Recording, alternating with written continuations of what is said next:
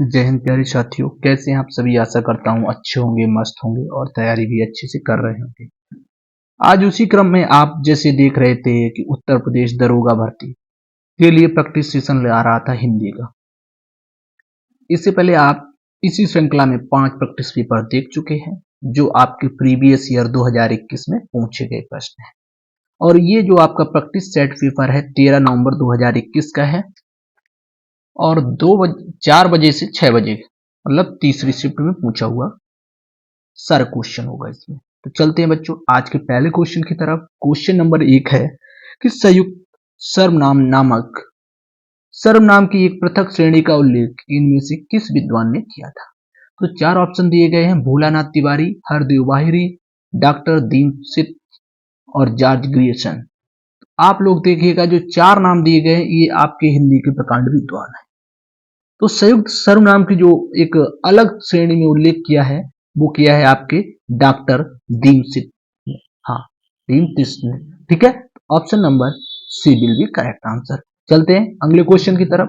Question number 2 आपकी screen पर है, देख लीजिएगा। हाँ, क्वेश्चन नंबर 2 है जो क्रिया अभी हो रही है उसे क्या कहते हैं। क्वेश्चन नंबर 2 कि जो क्रिया अभी हो रही है उसे क्या कहते हैं। संदिग्ध वर्तमान, संदिग्ध भूत, अपूर्ण वर्तमान और सामान्य। अभी हो रही मतलब पूर्ण नहीं, वर्तमान तो हो ही गया और जब हो रही है तो मतलब पूरी नहीं हुई तो उसे कहेंगे अपूर्ण वर्तमान। चलते हैं गाइज नेक्स्ट क्वेश्चन की तरफ। Question number 3। क्वेश्चन नंबर 3 है आपका स्क्रीन पर, इनमें से कौन सा नाम मिश्र बंधुओं से सम्मिलित नहीं है। नहीं को थोड़ा ध्यान रखिएगा हमेशा, अगर कोई भी आप लोग एग्जाम देने जाते हो तो पूरे प्रश्न को अंतिम तक पढ़े, वरना आप 1 नंबर की गलती कर देंगे। ठीक है, और हाँ अगर सेशन अच्छा तो दोस्तों में लाइक शेयर सब्सक्राइब जरूर करें। तो क्वेश्चन नंबर 3 में आपसे पूछा गया मिश्र बंधुओं में सम्मिलित नहीं है, तो वो आपके कौन है, कृष्ण बिहारी है। Option number D will be correct answer. चलते हैं क्वेश्चन नंबर 4 की तरफ। तो क्वेश्चन नंबर 4 आपकी स्क्रीन पर है, कोई आ रहा है वाक्य में कौन सा सर्वनाम है। सर्वनाम किसे कहते हैं, संज्ञा के स्थान पर प्रयुक्त होने वाले शब्दों को सर्वनाम कहते हैं। इनके कितने भेद होते हैं, तो 6 भेद होते हैं। आपको 4 ऑप्शन में दिए गए, 2 नहीं दिए गए, तो 2 कौन से हो जाएंगे, एक आप कह लीजिएगा आपकी पुरुषवाचक और दूसरा हो जाएगा आपका प्रश्नवाचक। ठीक है, तो ये 6 पार्ट हो गए। लेकिन अगर आपसे क्वेश्चन पूछा जाए कि सर्वनामों की संख्या कितनी है तो आप बोलेंगे 11। कितनी है, 11। ठीक है, चलते हैं अगले क्वेश्चन की तरफ। अगला क्वेश्चन नंबर 5 आपकी स्क्रीन पर है। हाँ, 5 में कहा गया है आपसे कि राम बाजार जा रहा है, संदिग्ध भूतकाल में रूपांतरण करना है, चेंज करना है काय में, संदिग्ध भूतकाल में, कि राम बाजार जा रहा है।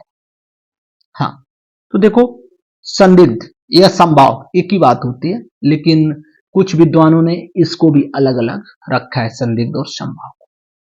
ठीक है, तो राम बाजार जा रहा है कन्वर्ट करना संदिग्ध में या संभाव में कि राम बाजार गया होगा। Option number D will be correct answer. चलते हैं नेक्स्ट क्वेश्चन की तरफ। क्वेश्चन नंबर 6 आपकी स्क्रीन पर है।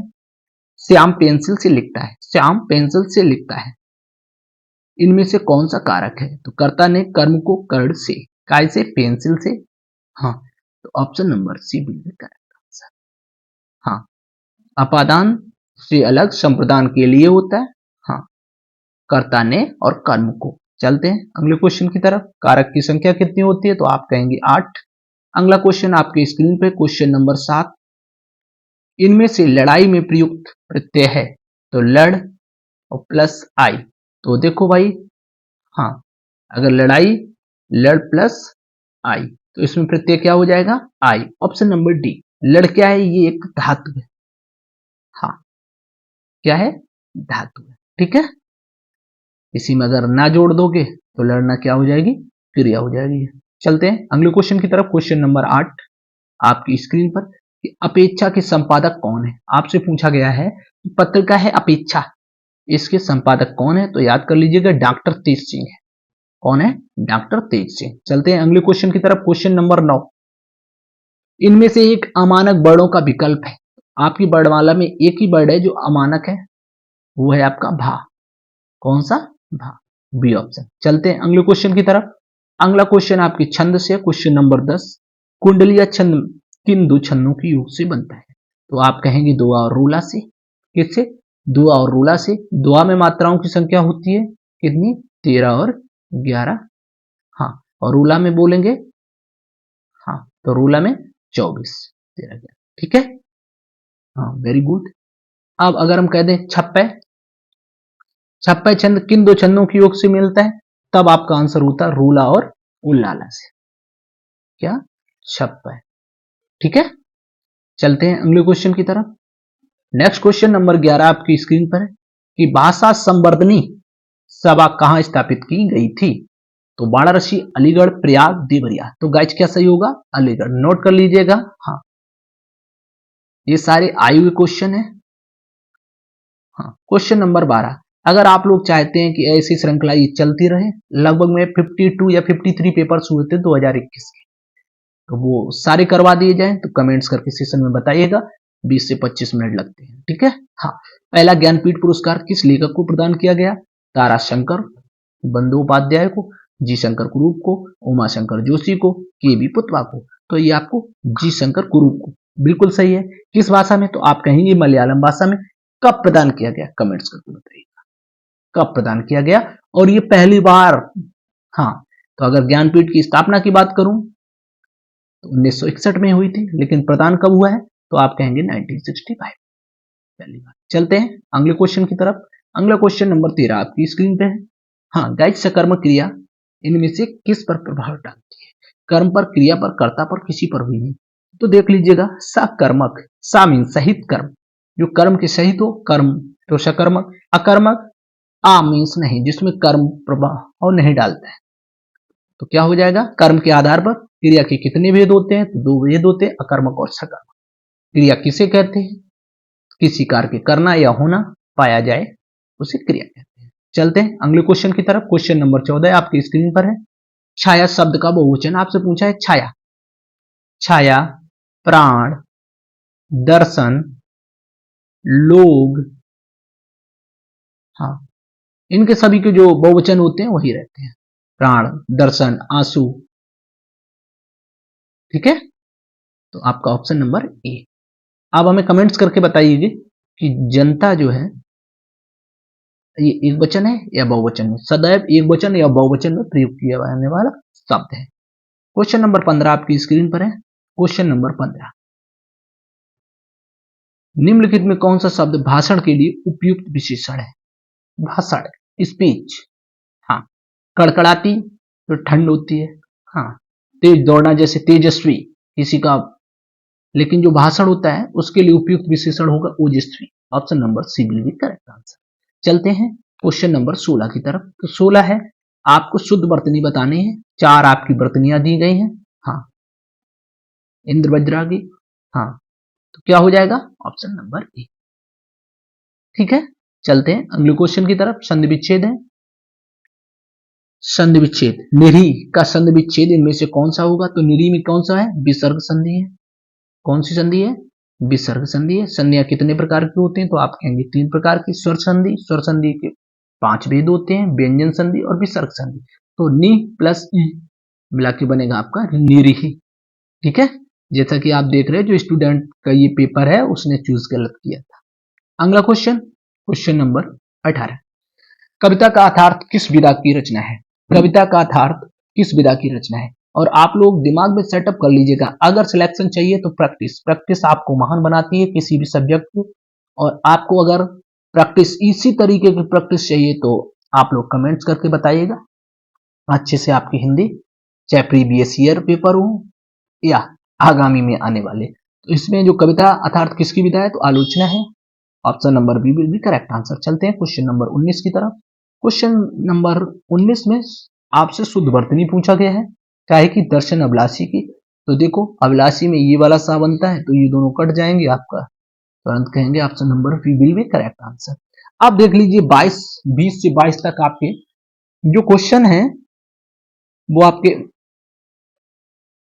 पैराग्राफ से है। ठीक है, कैसे हैं? पैराग्राफ से। आप लोग थोड़ा पैराग्राफ देख लीजिएगा। हाँ, पैराग्राफ पूरा आ जाए स्क्रीन पे, ही सोच रहा हूं मैं। हाँ, तो पैराग्राफ अगर पढ़ना चाहो तो पहले पढ़ लो, ना पहले क्वेश्चन को पढ़िए फिर पैराग्राफ को पढ़िएगा।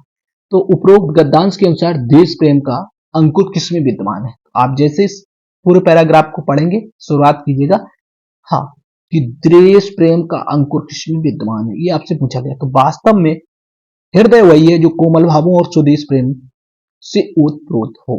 प्रत्येक देशवासी को अपने वतन से प्रेम होता है, चाहे उसका देश सूखा, गर्म या दलदलों से युक्त हो। देश प्रेम के लिए किसी आकर्षण की आवश्यकता नहीं होती है, बल्कि वह तो अपनी भूमि के प्रति मनुष्य मात्र का स्वाभाविक ममता है। मानव ही नहीं, पशु पक्षियों तक को अपना देश प्यारा होता है और संध्या समय पक्षी अपने नीड़, नीड़ मतलब घोंसला की ओर उड़ चले जाते हैं। देश प्रेम का अंकुर सभी में विद्यमान है। क्या कहा? देश प्रेम का अंकुर सभी में विद्यमान है। तो देखो, आपके जो ऑप्शन थे यहीं से आपको आंसर मिला है कि जो देश प्रेम का अंकुर किसमें विद्यमान है, तो सभी में। हाँ, ऐसे करके आप पैराग्राफ को करेंगे। अगला क्वेश्चन देख लीजिएगा, क्वेश्चन नंबर जैसे 21 है, फिर आप लोगों को पैरा दोबारा से देखना पड़ेगा कि सच्चा देश प्रेमी क्या होता है। सच्चा देश प्रेमी क्या होता है, तो आप चाहें तो वहां पे पढ़ लें, न बिना पढ़े भी इसका आप बिना पैरा को पढ़े हुए, अनुच्छेद को बिना पढ़े हुए आंसर कर सकते हैं कि सच्चा देश प्रेमी वीर सपूतों की कहानियां सुनाए तो क्या सच्चा देश प्रेमी हो सकता है? बिल्कुल नहीं हो सकता है। मातृभूमि की जय घोष करे मतलब सिर्फ आपको नारे लगाए तो क्या सच्चा देश प्रेमी हो जाएगा? कभी नहीं हो सकता है। अपनी देश के लिए दान करता रहे, दान करता रहे, तब भी नहीं। परीक्षा के समय जब आपके देश पर किसी प्रकार का संकट हो, परीक्षा की कसौटी पर खरा उतरना ही सच्चा देश प्रेमी कहलाता है। तो चलते हैं अगले क्वेश्चन की तरफ। अगला क्वेश्चन, और ये आपके पैराग्राफ से लास्ट क्वेश्चन है। उपरोक्त गद्यांश के अनुसार देश प्रेम से क्या अभिप्राय है? देश के प्रति कोमल भावों का उदय, देश के प्रति व्यक्ति का स्वाभाविक ममता। हाँ, सी ऑप्शन है अथक प्रयत्न करके देश का निर्माण करना, देश हित के लिए शत्रु से संघर्ष करना। तो आपका राइट आंसर, चाहे वहां पढ़ के देख लीजिएगा, ये भी कैंडिडेट सही किया है, देश के प्रति व्यक्ति का स्वाभाविक ममता। Option number B will be correct answer. अगला क्वेश्चन देख लेते हैं, क्वेश्चन नंबर 23 आपसे पूछा है पर्यायवाची, इस शिव का पर्यायवाची नहीं है। हाँ, तो आप देख लीजिएगा, विषिक, कामरी, अंतक और सोमेश्वर, तो ये तीनों आपके, अगर मैं बात करूंगा, तीनों के तीनों हैं। विषिक नहीं है, तो काय का है विषिक? तो आप कहेंगे मोर का है। काय का है? मोर का है। ठीक है, चलते हैं अगले क्वेश्चन की तरफ। अगला क्वेश्चन शुद्ध वर्तनी से है, द्वारका। तो द्वारका की आप लोग शुद्ध वर्तनी जान ही रहे होंगे। गलती इसमें देखो किया है, इसलिए द्वारका जो शुद्ध है ऑप्शन नंबर ए। ठीक है, ये गलतियां नहीं होनी चाहिए। अगला क्वेश्चन नंबर 25 आपसे पूछा है पुत्र का अनेकार्थी शब्द है। तो देखो, पुरुष, ईश्वर, राधा, तो ईश्वर राधा तो बनते ही नहीं बिल्कुल, फिर पुरुष, पुत्र, मानव का पुरुष हो जाएगा, पुत्र। ठीक है, हाँ। अगला क्वेश्चन नंबर 26 आपकी स्क्रीन पर है, देख लीजिएगा कि क्वेश्चन नंबर 26 है कि निम्नलिखित में से अर्धविराम का चिन्ह कौन सा है? अर्धविराम ये हो गया आपका। ठीक है, ये क्या हो गया? योजक। हाँ, ये आपके विवरण चिन्ह बोलते हैं। क्या? विवरण। तो आपका अर्धविराम कौन सा हो जाएगा? Option number C. अगला क्वेश्चन देख लेते हैं स्क्रीन पर। अगला क्वेश्चन नंबर 27। क्वेश्चन नंबर 27 है आलंबनत्व धर्म का साधारणीकरण, जो साधारण है, साधारणीकरण होता है, पंक्ति किस विद्वान की है? राममूर्ति त्रिपाठी जी की, विश्वनाथ मिश्र की, रामचंद्र शुक्ल की, गुलाब राय की। तो आपका option number C is right. चलते हैं अगले क्वेश्चन की तरफ। अगला क्वेश्चन नंबर 28, इनमें से कौन सी बोली अर्ध मागधी अपभ्रंश से निकली है? हाँ, तो आपका राइट आंसर बुंदेली, भोजपुरी, कौरवी और बघेली। तो बघेली से जो अर्ध मागधी अपभ्रंश से निकली है वो कौन सी बोली है? बघेली है। अगला क्वेश्चन, क्वेश्चन नंबर 29, इनमें से किस पत्रिका का संपादन मुंशी प्रेमचंद ने नहीं किया है? सुधा, मर्यादा, माधुरी, जागरण। तो इन तीनों का किया है किसने? मुंशी प्रेमचंद जी ने। सुधा का किसने किया है? फिर अगर इन्होंने नहीं किया है तो सुधा पत्रिका का संपादन किसने किया है? तो आप कहेंगे भारतेंद्र हरिश्चंद्र जी ने किया है। किसने? भारतेंद्र हरिश्चंद्र जी ने। अगला क्वेश्चन, क्वेश्चन नंबर 30 आपके स्क्रीन पर है। विशेषण, विशेषण से है तो विशेषण किसे कहते हैं? हाँ, जब बात करेंगे विशेषण की तो विशेषण किसे कहते हैं? जो संज्ञा या सर्वनाम की विशेषता बताए विशेषण कहलाता है। हाँ, तो इसमें आप लोग देखेंगे क्रमवाचक, क्रम मतलब पहला, दूसरा, तीसरा, चौथा, पांचवा, वही तो होते हैं। तो आप कह देंगे option number A will be correct answer. Option number A will be correct answer. हाँ, अगला क्वेश्चन, क्वेश्चन नंबर 31 आपसे पूछा गया, जहां उपमेय और उपमान वाक्यों में अर्थ में भिन्नता होते हुए भी समानता की कल्पना की जाए, समानता हो नहीं लेकिन कल्पना की जाए, तो वहां कौन सा अलंकार होता है? तो आप कहेंगे निर्देशना। हाँ, कौन सा होता है? निदर्शना। ठीक है, चलते हैं अगले क्वेश्चन की तरफ। अगला क्वेश्चन नंबर 32 आपकी स्क्रीन पर है। तद्भव शब्द, तद्भव शब्द किसे कहते हैं? संस्कृत के परिवर्तित रूप को तद्भव शब्द कहते हैं। ठीक है, तो आपसे दिया है पंडित, कोयल, पवन, कपि। तो कोयल तद्भव है, इसका तत्सम क्या हो जाएगा? तो आप बोलेंगे कोकिल। क्या होगा? कोकिल। ठीक है, कपि बंदर, पवन हवा, वायु समीर, पंडित प्रकांड, विद्वान। हाँ, अगला क्वेश्चन, क्वेश्चन नंबर 33 आपसे पूछा है जातिवाचक। तो जैसे परिवार देखा, ये क्या हो गया? समूहवाचक हो गया। क्या हुआ? समूहवाचक। मोहन और कृष्ण ये व्यक्तिवाचक हो गए, किसी पर्सन के नाम है, तो आपका जातिवाचक क्या हो गया? मनुष्य। चलते हैं अगले क्वेश्चन की तरफ। क्वेश्चन नंबर 34 लोकोक्ति है। क्वेश्चन नंबर जो 34 है वो आपकी लोकोक्ति है। देख लीजिएगा स्क्रीन पर, जिन ढूंढा तिन पाइयो, गहरे पानी पैठ, लोकोक्ति का अर्थ है जल समाधि ले लेना, परिश्रम करते रहना, पानी में ढूंढना, परिश्रम का फल अवश्य मिलता है। इसका अर्थ क्या है लोकोक्ति का? परिश्रम का अर्थ फल अवश्य मिलता है। क्वेश्चन नंबर 35 एकत्र का विलोम। एकत्र मीन्स इकट्ठा होना, इकट्ठा क्या क्या? अलगाव, अलग अलग हो जाना। एकत्र का क्या हो जाएगा? विकीर्ण। एकता, एकत्र का यूनिटी पर्यायवाची हो जाएगा। अगला क्वेश्चन, क्वेश्चन नंबर 36 आपका है। क्वेश्चन नंबर 36 तो देख लीजिएगा। हाँ, पूर्वी हिंदी के अंतर्गत कौन सी बोली नहीं आती है? हाँ, तो पूर्वी हिंदी के अंतर्गत कौन सी बोली नहीं आती है? तो देखो अब दिया, पूर्वी हिंदी के अंतर्गत 3 बोलियां आती हैं। कितनी बोलियां आती हैं? 3। कौन कौन सी? तो ये आपके ऑप्शन में दी गई है। देखो कौन कौन सी है? छत्तीसगढ़ी, बघेली, अवधी। कौन सी नहीं है? तो भोजपुरी नहीं है। ठीक है, 3 बोलियां हैं। कौन कौन सी? अवधी, छत्तीसगढ़ी और बघेली। चलते हैं अगले क्वेश्चन। अगर यहीं पे कह दें पूर्वी हिंदी की बात हुई थी, पश्चिमी हिंदी के अंतर्गत कौन कौन सी भाषाएं आएंगी, कितनी भाषा बोलियां आती हैं? तो आप कहेंगे 5। 5 में कौन कौन सी होंगी? तो आप कहेंगे खड़ी बोली, ब्रजभाषा, हरियाणवी, कन्नौजी और बुंदेली।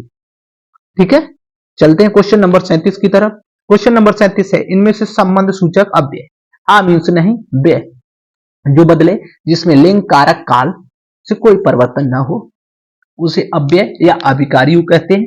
अभिकारी की संख्या कितनी होती है? तो 4 होती है। तो इसमें जैसे संबंध सूचक धन के बिना या उसके सिवाय, बगैर ऐसे शब्द लगे हों, वहां क्या होगा? संबंध सूचक अव्यय। Option number A will be correct answer. चलते हैं क्वेश्चन नंबर 38 की तरफ। इनमें से किस राज्य की मुख्य राजभाषा हिंदी नहीं है? हिमाचल, झारखंड, असम, छत्तीसगढ़। तो असम की नहीं है, असम की क्या है? असमिया है। क्या है बच्चों? असमिया। चलते हैं अगले क्वेश्चन की तरफ, सेशन का सेकंड लास्ट क्वेश्चन। हाँ, तो क्वेश्चन नंबर 39 है, इनमें से शुद्ध वाक्य। लता ने 2 चिट्ठियां लिखी, लता ने 2 चिट्ठी लिखी। जो स्टूडेंट्स ने दिया था वो भी ऑप्शन चूज किया था। लता ने 2 चिट्ठी लिखी। हाँ, तो लता ने 2 चिट्ठियां लिखी, इसमें सब में चिट्ठी चिट्ठी है, तो क्या होगा? चिट्ठियां 2 है तो क्या हो जाएंगी?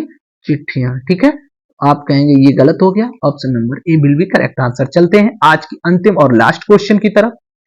लास्ट क्वेश्चन है, थोड़ा बहुत योजक चिन्ह लगा हुआ है और आपसे पूछा है समास। कौन सा समास है? तो हमें तो पता है कि द्वंद्व समास है, लेकिन द्वंद्व के 3 भेद होते हैं। कितने? 3। कौन कौन से? इतरेतर, वैकल्पिक और समाहार। तो होगा आपका वैकल्पिक। Option number B will be correct answer.